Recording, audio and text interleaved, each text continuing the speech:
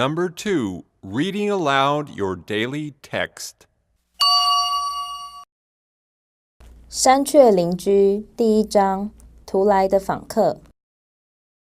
一对夫妻发现一对鸟儿迁移到他们家对面被遗弃的鸟巢。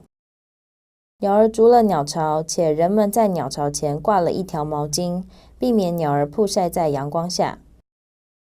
10天内，鸟爸爸跟鸟妈妈开始为他们的孩子带回食物。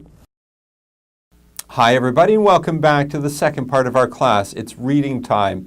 Not quiet reading, but reading aloud. Read aloud so that you can practice not only your reading, but also your speaking and pronunciation skills. I'll read the article first so you can listen to the proper pronunciation. Then it's your turn to read the article aloud. Here we go. Resident Chickadees, Chapter 1, A Surprise Visitor. My husband Brian stopped in his tracks when he was stared down by a chickadee perched on the stair railing at our apartment building this April.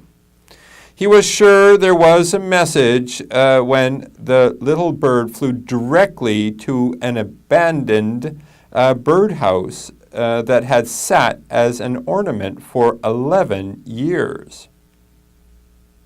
It was just above eye level, in a place where all the 4th floor residents pass by frequently.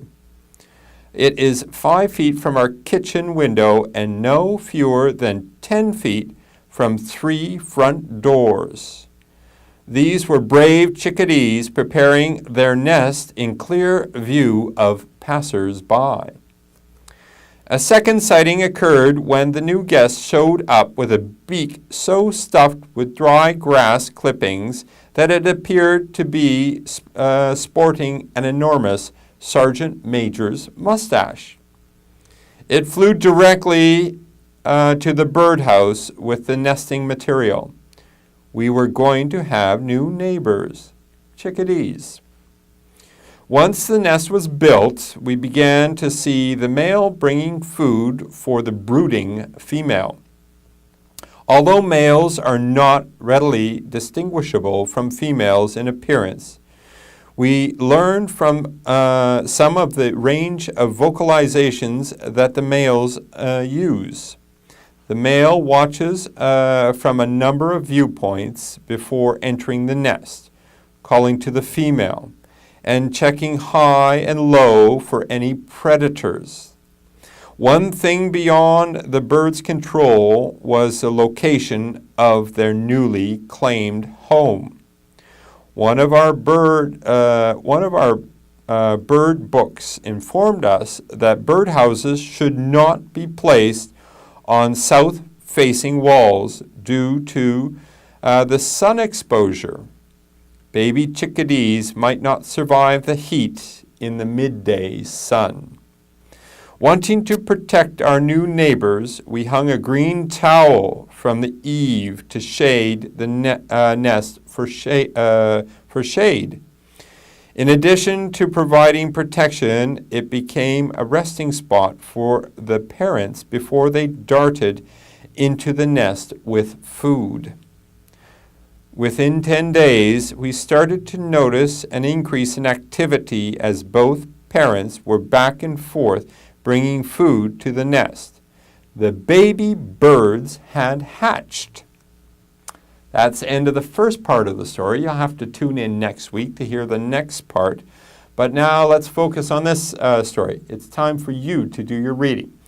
Take a look at this article, review it, and then read it aloud so you can practice not only your reading, but also your speaking and pronunciation skills. That's it for this part of the class. Let's go on to the next part.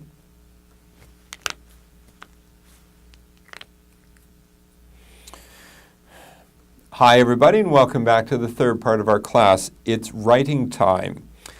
We have 3 reading comprehension questions at the bottom of our article. I'll help review them, but then it's your turn to write a proper answer for each question in your practice book.